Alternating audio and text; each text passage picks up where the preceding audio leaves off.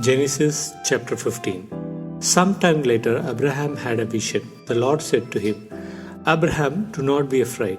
I am like a shield to you. I am your very great reward. But Abraham said, Lord and King, what can you give me?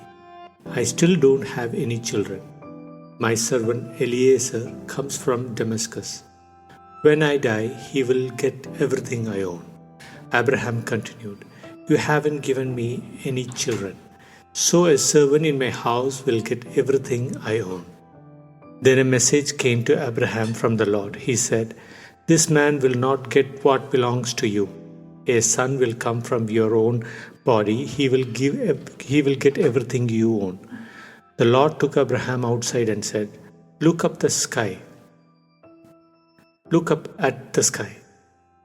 Count the stars if you can.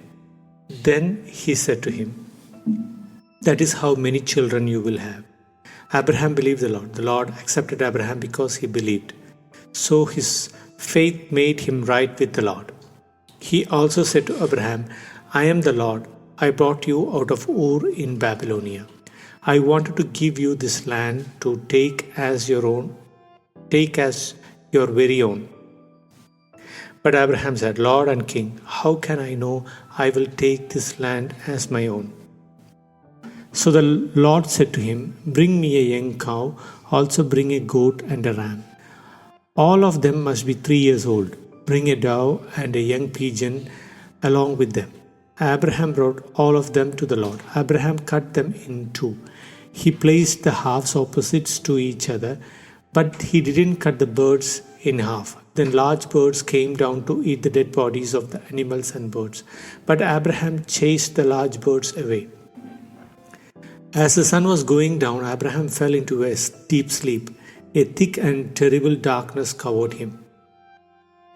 Then the Lord said to him, You can be sure of what I am about to tell you. Your children who live after you will be strangers in a country that does not belong to them. They will become slaves. They will be treated badly for 400 years. But I will punish the nations that make them slaves. After that, they will leave with all kinds of valuable things. But you will die in peace.